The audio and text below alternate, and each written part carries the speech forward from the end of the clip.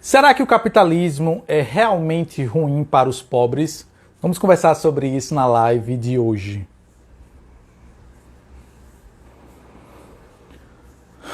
Esperar o pessoal entrar.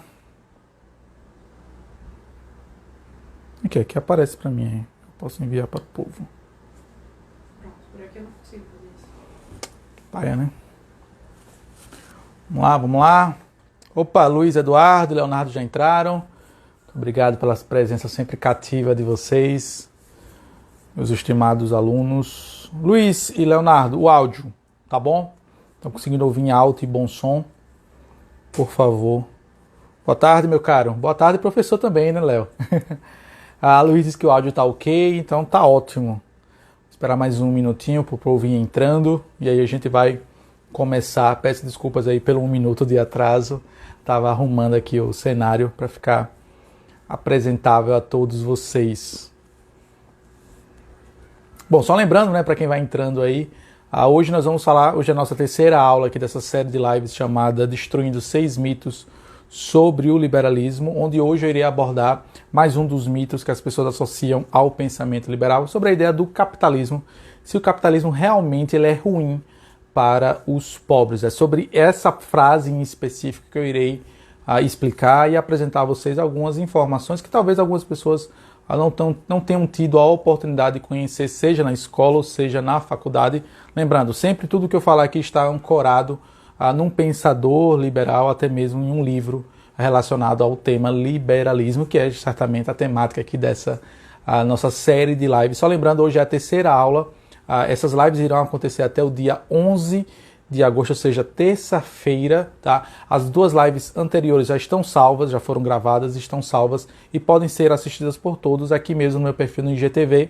A primeira live eu falei sobre o mito de que os liberais se preocupam apenas com o dinheiro e na segunda live eu falei sobre a relação entre liberalismo e lei, né? Porque muitas pessoas enxergam como se os liberais fossem a favor de um mundo sem leis, de um mundo desregrado, ou até mesmo tiro, porrada e bomba para todo lado.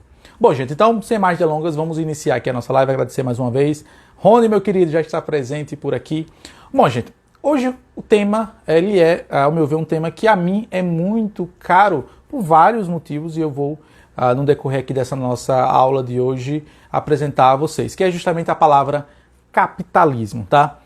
O próprio Ludwig von Mises, um dos grandes expoentes da escola austríaca de economia e certamente dos maiores colaboradores para o engrandecimento do pensamento liberal, tem um livro seu chamado As 6 Lições, que na verdade tem como base palestras que ele proferiu na década de 50 na capital da Argentina, na cidade de Buenos Aires, e a esposa dele acabou depois pegando essas conferências que foram ministradas e transformou num livro chamado As 6 Lições. Se vocês permitem mostrar aqui, eu tenho essa edição aqui das lições, uma edição limitadíssima, exclusivíssima, né? É impossível de comprar, inclusive, essa edição nos dias de hoje. E o primeiro capítulo, são 6 capítulos, onde o Ludwig von Mises vai explicar um pouco de maneira bem palatável e bem digerível a qualquer pessoa que deseja aprender sobre o tema, palavras que, para a maior parte das pessoas, são complicadíssimas, como capitalismo, socialismo, inflação, investimento externo, políticas e ideias. Então, assim, é um livro que, de certa forma, ele é considerado, inclusive, por muitos entusiastas do pensamento liberal, como sendo um livro que todo mundo deveria ler para conhecer sobre o liberalismo. E eu assino embaixo e com convicção de que se você tiver que escolher um livro para ler sobre o liberalismo, escolha certamente As 6 Lições do Ludwig von Mises. Só lembrando, mais uma vez, esse é um livro que pode ser encontrado gratuitamente na internet e em PDF. Caso você tenha interesse, é óbvio, manda uma mensagem aqui no meu inbox que eu faço questão de enviar para você. Bom, mas vamos lá. Falando sobre o capitalismo em si e se ele é ruim para os pobres, como a maior parte das pessoas indicam, como a maior parte das pessoas aprenderam na escola e na faculdade. Vocês que estão me acompanhando por aqui já pararam para refletir sobre quem foi ou quem foram os indivíduos que cunharam a palavra capitalismo e capitalista da forma como você conhece? Essa é uma reflexão que deve ser feita de antemão antes de iniciarmos qualquer discussão. Eu, como linguista de formação, me interesso muito pelo estudo, é óbvio, do léxico das palavras, por entender que aquele que nomeia, aquele que dá significado às palavras, talvez coloque de uma maneira voluntária ou não um pouco da sua ideologia, da sua carga ideológica. E com a palavra capitalismo não é diferente tão pouco com o socialismo e tão pouco com o liberalismo. Então assim, se vocês forem parar para analisar, praticamente em todos os livros, em todos os dicionários que são entregues aos alunos nas escolas e nas faculdades, o termo capitalismo ele é sempre apresentado, ele é sempre cunhado de uma forma marxista, de uma forma socialista. Eu posso provar isso nos mais variados exemplos, mas eu tenho aqui em mãos um dicionário de sociologia e permitam-me ler aqui para vocês apenas o início de como esse dicionário apresenta a palavra capitalismo. Lembrando, estou lendo um dicionário de sociologia que traz a definição da palavra capitalismo. Não vou ler, é óbvio, toda a definição, porque ela é longeva, tem quase uma página só definindo o capitalismo, mas apenas o primeiro parágrafo já dá para denotar o que eu quero apresentar aqui a vocês, que a definição da palavra capitalismo, seja na maior parte apresentada aos alunos na escola, ela sempre tende a ter uma linha ideológica muito focada no marxismo e no socialismo. Vamos lá. Organização econômica em que as atividades de produção e distribuição, obedecendo aos princípios da propriedade privada, da competição livre e do lucro, conduzem a uma bipartição da sociedade em duas classes antagônicas, mas vinculadas pelo mecanismo do mercado. São essas as duas classes: a dos possuidores dos meios de produção e a do proletariado industrial e rural. Então vocês percebam que qualquer pessoa que estudou um pouco de Marx ou que leu pelo menos um pedacinho do manifesto do Partido Comunista, vai entender que essa definição de capitalismo em si mesmo, ela já é marxista, ela já é socialista. Quando define que o sistema capitalista tem essa briga antagônica, né, entre esses dois seres que compõem o mercado, entre burgueses e proletariados. Mas existem outras visões e outras definições sobre essa mesma palavra capitalismo e que ela traz um outro sentido a essa própria palavra e justamente acaba por desmistificar essa ideia errônea de que o capitalismo é danoso ou que o capitalismo é ruim para os pobres. A visão que eu quero apresentar aqui a vocês é uma visão que ela é sumariamente ignorada, sumariamente deixada de lado, seja nas escolas ou na faculdade, que é justamente a visão daquele mesmo livro que eu apresentei a vocês aqui no início, do Ludwig von Mises, chamado As 6 Lições. Só reforçando aqui, queria fazer o convite que vocês compartilhassem, enviassem essa live para outras pessoas, para que mais pessoas pudessem ter acesso a esse conteúdo aqui gratuito sobre o liberalismo e essa série de lives chamada Destruindo 6 Mitos sobre o Liberalismo. Peço a vocês, vamos compartilhar o conhecimento. Essa é uma informação que, infelizmente, poucas pessoas têm acesso. Então, acredito que vocês que estão aqui me assistindo talvez tenham interesse em espalhar a boa nova, espalhar a palavra aqui, espalhar essa aula sobre o liberalismo. Mas vamos lá.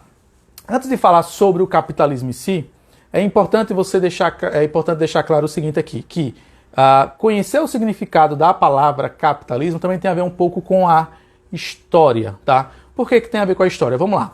Vamos voltar um pouco no tempo, para ser mais exato, na segunda metade do século XVIII, ou com aquilo que nós conhecemos como a tal da Revolução Industrial. Bom, basicamente, se vocês forem observar como é que era definido uma sociedade na época da Revolução Industrial, lembrando, nós estamos falando aqui do cenário da Inglaterra, que foi lá o primeiro país que estourou essa grande Revolução Industrial, onde alguns processos que antes eram totalmente humanizados, ou seja, eram feitos apenas por mãos, passaram a ser feitos através de máquinas. Isso, claro, fez e, de certa forma, acabou por ressignificar não apenas a sociedade inglesa, mas o mundo como um todo. Então, se vocês forem observar, o Mises deixa muito claro, logo no início do seu livro, que o capitalismo é uma das palavras mais deturpadas da história. E ele vai trazer, claro, a sua definição de capitalismo e eu vou compartilhar com vocês mais adiante. Mas é importante deixar claro o seguinte, voltando ainda um pouco para a Revolução Industrial ali na Inglaterra, segunda metade do século XVIII, 1760, que é oficialmente onde considera-se como tendo sido o ano inicial da Revolução Industrial. A sociedade ela era comandada, ou melhor dizendo, ela era organizada através de feudos, né? Onde você tinha um rei, um monarca, né? E ele tinha alguns feudos espalhados ali no seu território. Esses feudos eram comandados por nobres, por lordes, por senhores, por condes, por duques, a qual a eles era concedido propriedade de alguns pedaços de terra e sobre o seu comando, sobre o seu domínio, ele tinha algumas pessoas que estavam sob o seu jugo. Essas pessoas trabalhavam exaustivamente de domingo a domingo. Uma parte da produção, significativa da produção, era direcionada para esse lorde, que também, consequentemente, pagava, de certa forma, um tributo, até mesmo uma parte, para o senhor, para o rei, e essa família, ou essa sociedade, essa organização de pessoas que estavam ali naquele feudo, ficavam com uma parte daquele plantio para a sua própria subsistência. Basicamente era isso que você tinha antes da Revolução Industrial. Lembrando, claro, estou fazendo aqui um recorte histórico de pelo menos 100 anos de história antes ainda da Revolução Industrial. Então, claro, permitam-me aqui também, é óbvio, cometer erros aqui e ali, mas basicamente essa era a forma como a sociedade era organizada naquela época pré-Revolução Industrial. Então, com a Revolução Industrial, o que é que você tem? Você tem um sério problema, por quê? Problema vírgula, né? Por quê? Porque antes da Revolução Industrial, toda a produção ela girava em torno de quem? Dos lordes e dos reis, da nobreza, da aristocracia, da monarquia. Com o advento da Revolução Industrial, a produção em massa passou a ser possibilitada para as pessoas, especialmente para as pessoas mais pobres. Tanto é verdade que, após o surgimento das primeiras fábricas, daquilo que nós conhecemos como Revolução Industrial, na Inglaterra, houve um êxodo demasiado de pessoas que fugiam das fazendas, fugiam dos feudos para ir trabalhar nas fábricas. E aí algumas pessoas usam esse argumento, Léo, mas as pessoas eram escravizadas na fábrica. Tudo bem, eram, de certa forma, mas essas pessoas já eram escravizadas também no feudo.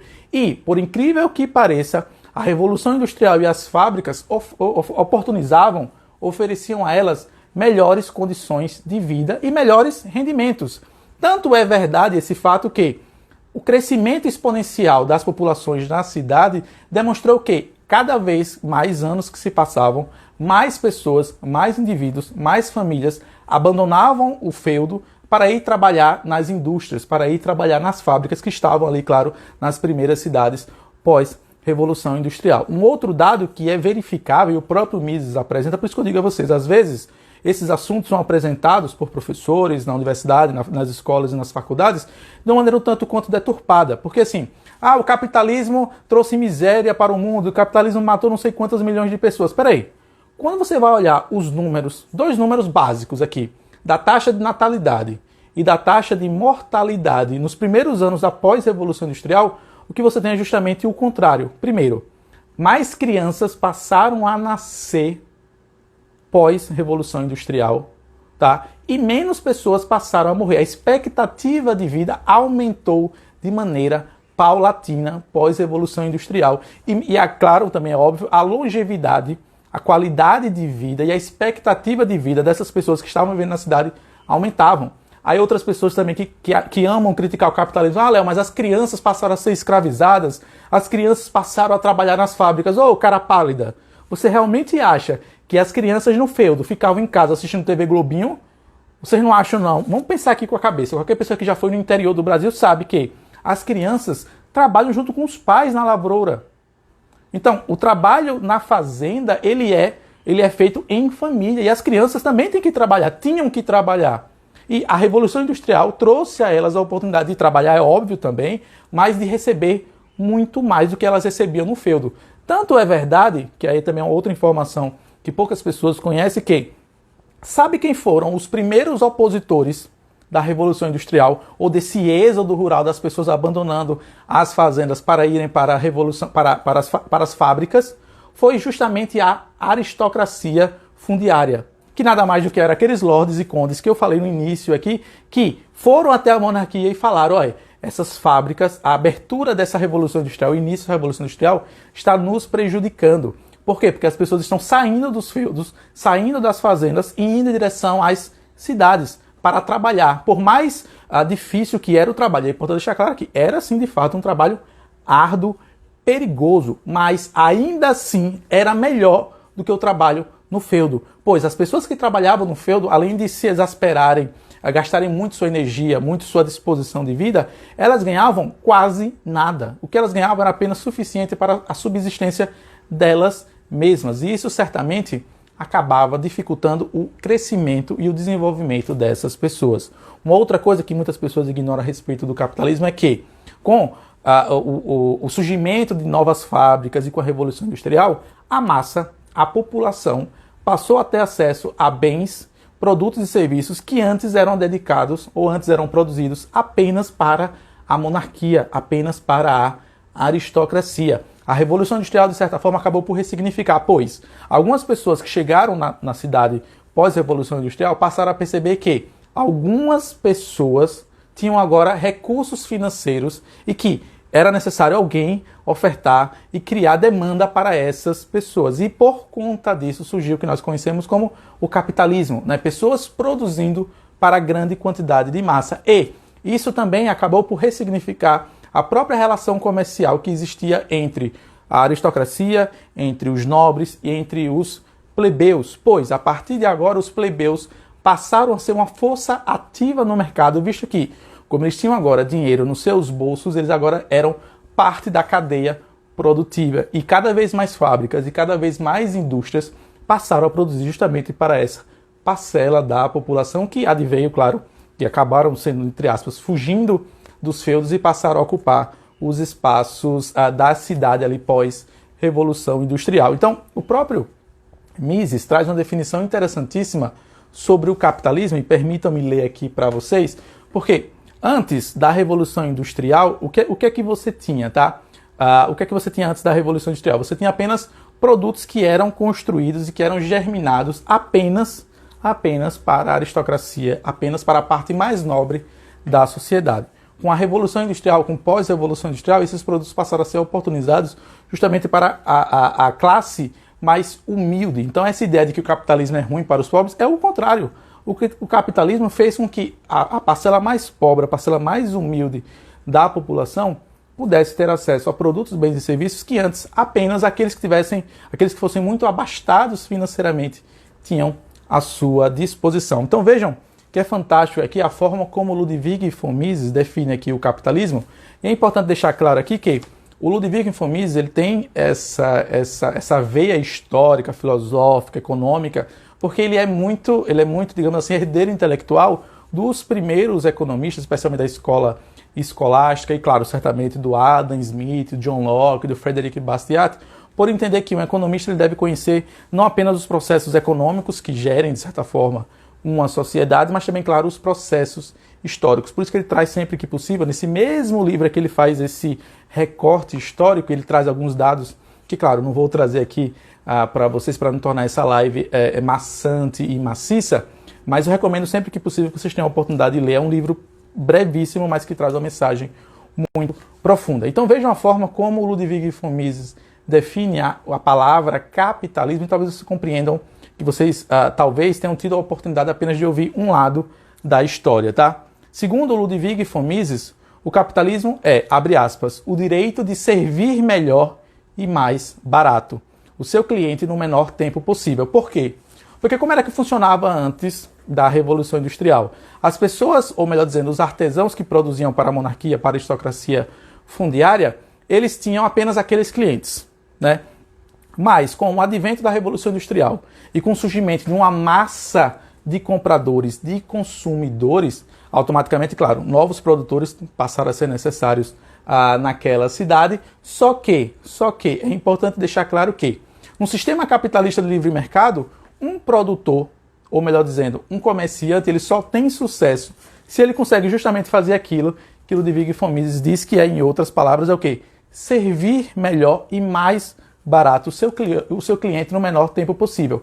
Esse tipo de relação comercial não existia antes da Revolução Industrial, pois, vamos ser sinceros, os plebeus não tinham acesso a produtos de manufatura ou até mesmo produtos, bens e serviços, afinal de contas eles não tinham dinheiro para pagar. Então praticamente o que eles faziam era uma subsistência, eles viviam apenas para comer, dormir, reproduzir, aquela clássica frase que a gente ouve na aula de biologia. Então é importante deixar claro que essa mentalidade anticapitalista, inclusive é um outro livro do Ludwig von Mises que muitas pessoas têm, eu sou contra o capitalismo. Engraçado, porque as pessoas que hoje em dia são contra o capitalismo se utilizam inclusive das próprias ferramentas produzidas por conta justamente do sistema capitalista para exasperar essa sua sanha contra um sistema que, de certa forma, acabou por conduzir a sociedade rumo ao desenvolvimento, a uma melhor qualidade de vida, a melhor participação das pessoas na sociedade. É importante deixar claro aqui que essa é uma live de 30 minutos, talvez um pouco menos que isso, mas é apenas um recorte de um dos livros do Ludwig von Mises chamado As Seis Lições. É óbvio que é impossível apresentar aqui a todos vocês todos os nuances de uma live como essa. Estou vendo aqui algumas pessoas mandando mensagem, inclusive o professor Flávio mandou algumas aqui. Vou fazer questão de responder todas elas na medida do possível no final aqui da nossa live, tá? Porque assim, uma outra coisa que muitas pessoas não atentam é que é exatamente o seguinte, que é muito melhor, e aí é uma crítica que algumas pessoas falam, mas no capitalismo as pessoas têm os produtos com qualidade inferior. Peraí, eu prefiro que as pessoas tenham um produto com qualidade inferior do que não tenham nenhum. Né? Vou dar um exemplo aqui muito claro, né? Eu tenho 30 anos de idade e minha mãe trabalhava de dona de casa na minha infância, na minha adolescência. Eu lembro muito disso, eu tenho essa memória muito afetiva em mim, porque minha mãe trabalhava numa casa de uma família que era muito rica, muito abastada financeiramente falando, e lá elas tinham um telefone fixo. E eu me lembro, não vou falar, claro, o nome da dona lá, vamos chamar de Dona Joana, né? Que ela comentava, assim, de maneira orgulhosa, o quão valoroso era para ela ter uma linha telefônica e, ao mesmo tempo, dispendioso, pois naquela época custava uma fortuna. Estou falando, gente, há pelo menos aí uns 20 anos atrás, quando eu tinha lá para os meus 10, 11, 12 anos. E o que é que nós temos hoje em dia? Você até pode reclamar, o serviço de telefonia hoje em dia não é bom, o serviço de telefonia hoje em dia deixa a desejar. Só que ainda é melhor do que era há muito tempo atrás, há muitos anos atrás. Isso aconteceu, inclusive, na Inglaterra. A qualidade de vida foi crescendo exponencialmente pós-evolução industrial. Tanto é verdade que as nações vizinhas à Inglaterra também acabaram prosperando de maneira concomitante à própria Inglaterra, pois a Inglaterra ficou rica, né, produziu produtos, bens e serviços e acabou por compartilhar, ou de maneira abundante, a sua própria riqueza. Né? A telefonia é apenas um dos exemplos que eu trouxe aqui, mas claro que se você for observar de maneira isolada, existem tantos outros exemplos, e válido comentar também que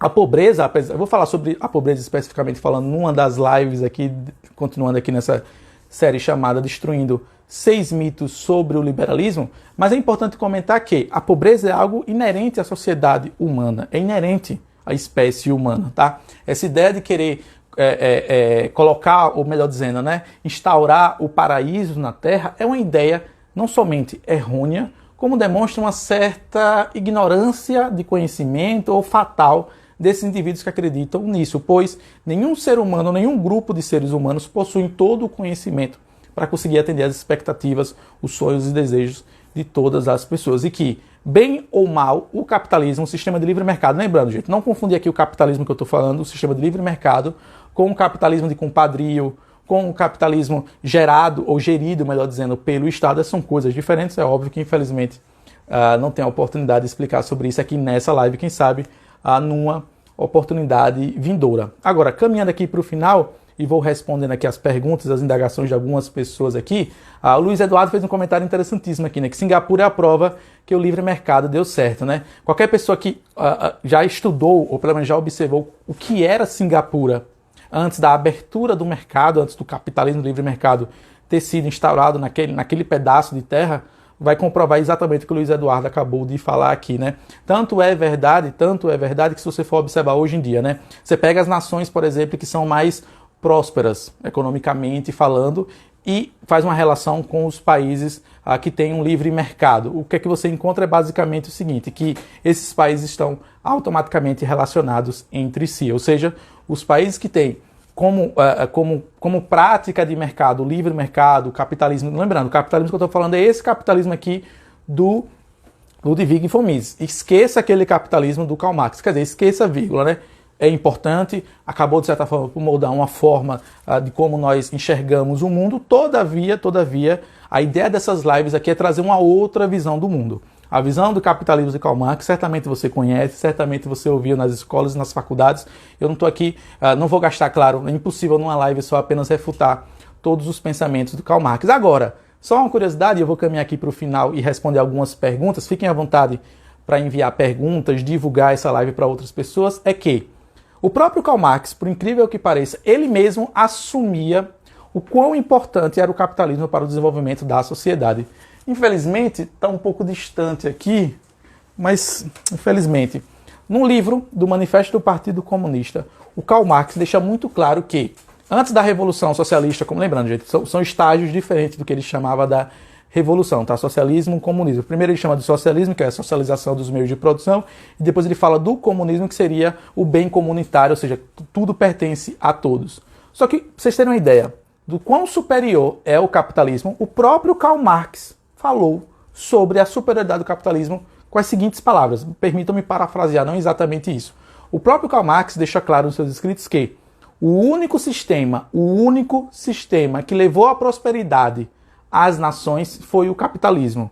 E que revoluções socialistas e comunistas só podem acontecer em países que primeiro praticaram ou que primeiro viveram no regime capitalista.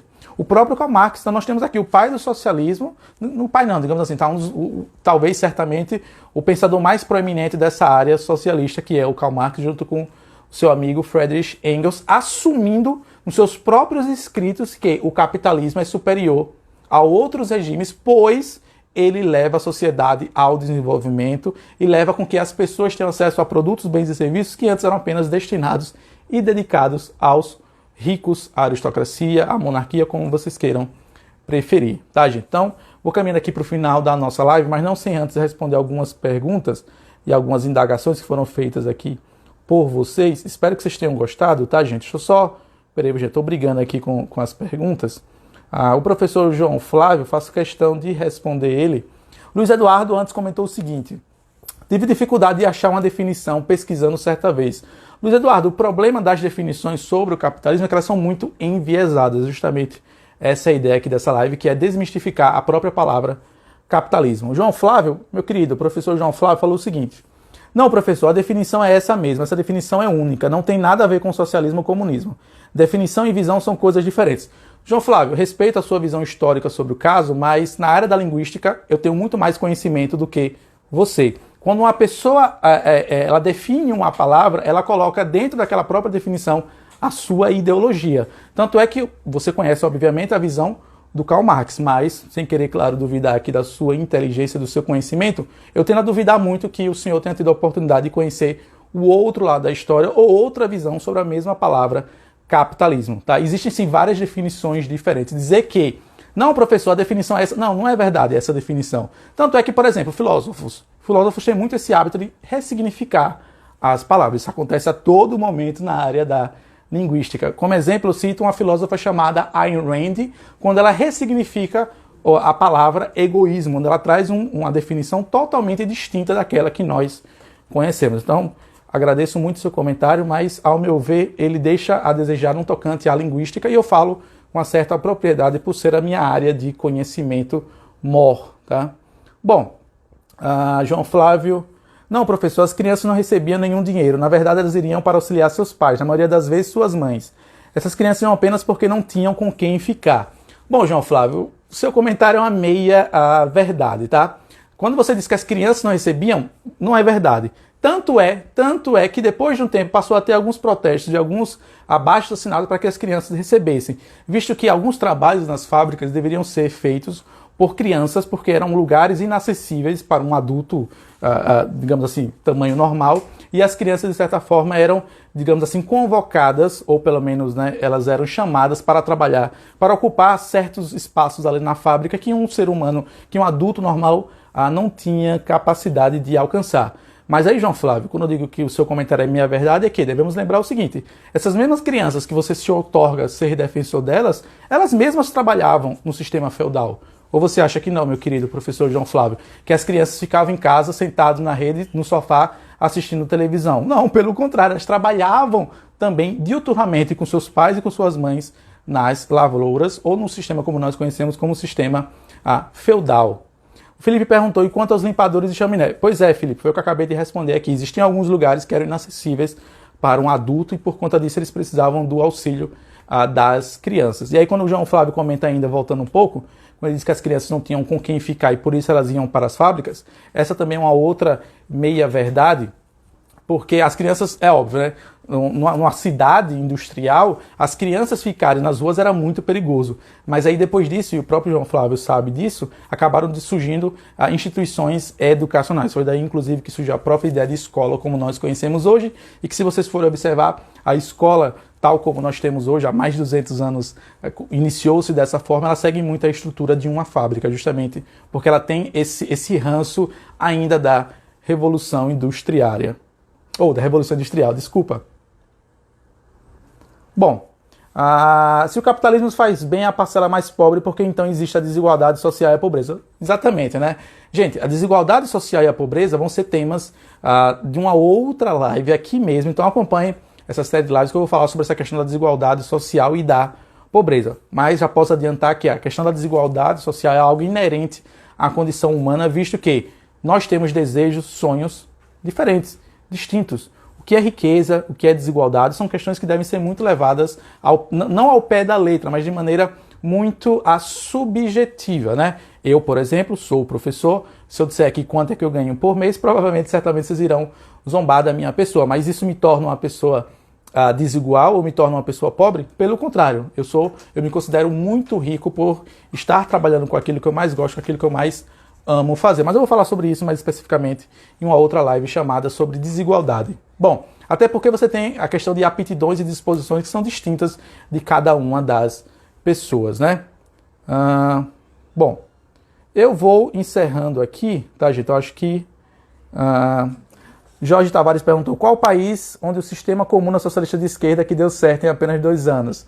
Jorge, nenhum país, né? A desculpa que o pessoal socialista usa é que não, mas aquilo não foi Marx, né? O que eu digo a todas essas pessoas é, primeiro, você não leu Marx, né? E segundo, é muito bom, é muito cômodo usar esse argumento, porque se deu errado você culpa os planejadores ou os executores, e nunca a pessoa que escreveu, no caso, que é o próprio Karl Marx em si, que são ideias totalmente errôneas, né? O próprio Karl Marx falava, né? Não, a revolução socialista comunista vai acontecer num país industrializado. Bom, não aconteceu na Inglaterra. Por quê? Pelo contrário, né, o que muitas pessoas não se atentam é que a Revolução Industrial na Inglaterra elevou a vida da parcela mais pobre, que fez com que eles não quisessem essa própria ideia maluca de burgueses contra proletariados. Tem até uma pesquisa muito boa realizada pela Perseu Abramo, que foi paga pelo PT em algumas favelas da cidade de São Paulo, e comprovou que a população mais pobre não tem essa visão negativa acerca do burguês, né? E não se enxerga como um proletariado. É totalmente sem nexo. Quer dizer, Karl Marx já estava errado naquela época e continua errado até os dias de hoje. Valmir falou que é uma utopia. Professor, explique o mito que falar que mulheres ganham menos que homens por motivos preconceituosos. Muriel, muito obrigado pela sua pergunta, mas aí certamente seria uma outra live. Mas se você me permite, Muriel, eu recomendo, pesquise no YouTube, Thomas Sowell, legendado, Salário, Mulheres e Homens, né? O Thomas Sowell até hoje, no caso ele está vivo, ele é um cientista político norte-americano e ele abordou sobre várias questões polêmicas, entre elas, uma delas certamente foi essa questão da diferença, do gap, como eles chamam, né? Minimum Wage Gap, que é esse salário mínimo diferenciado entre homens e mulheres. Fica a recomendação, mulher, dê uma olhada no YouTube, tem vídeos fantásticos do Thomas Sowell, onde ele explica muito melhor do que eu poderia explicar sobre essa questão da diferença salarial entre homens e mulheres, se existe e qual é o motivo da sua existência, né? A mesma questão da desigualdade, tá? São questões muito profundas, tem a ver com aptidões, tem a ver com sonhos, com desejos, né? As mulheres, lembrando, tá, mulher? Isso aqui é um recorte, tá? Por favor, cuidado para ninguém pegar essa minha fala e desvirtuar. Gente, a questão das mulheres receberem menos do que os homens, isso é meia verdade, né? Porque tem trabalhos, por exemplo, que as mulheres recebem muito mais, sei lá, modelo, né? Gisele Bündchen, top model, ganha muito mais do que o melhor top model masculino, né? E existem outros trabalhos, é óbvio, que pagam muito mais aos homens, e é a profissão que a maior parte dos homens escolhem. As mulheres, não via de regra, tá? Mas aí tem uma questão biológica, enfim, toda uma discussão sobre isso, que infelizmente, mulher, não dá para explicar aqui nessa live, que faz com que as mulheres escolham trabalhos menos remunerados, né? Existe, professor, a diferença salarial existe e é real. Bom, se a diferença salarial existe, como o estimado professor João Flávio está alertando aqui, então vá no Ministério do Trabalho e denuncie aquela empresa que estiver praticando isso, porque certamente ela está fazendo algo errado, porque a nossa própria Constituição Federal proíbe que isso seja feito. O que acontece é que tem outros fatores, outros nuances que devem ser levados em consideração na discussão sobre essa questão da diferença salarial entre homens e mulheres. Não apenas um homem ou uma mulher recebe menos porque são apenas homens ou porque são apenas mulheres. Tem toda uma nuance aí que infelizmente não dá para abordar aqui nessa nossa live. Mas recomendo também, João Flávio, o mesmo que eu recomendei para o Muriel Nascimento. Joga no YouTube, Thomas Sowell, salário mínimo, homens e mulheres. Assim, ele falou sobre isso na década de 50, 60, mas continua ainda muito atual. Bom, gente, então é isso. Vou agradecendo mais uma vez a presença e a participação de todos vocês. Eu acho que ficou um pouco mais de 30 minutos, tá? Agradeço a presença e a participação de todos vocês. Nos vemos amanhã. Amanhã eu irei falar sobre um dos outros mitos acerca do liberalismo, que é essa ideia de que dizem que os liberais são a favor do fim do Estado. Será que é verdade?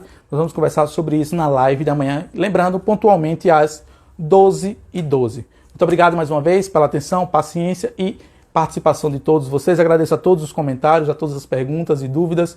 Nos vemos na próxima live de amanhã. Até a próxima. Tchau, tchau, pessoal.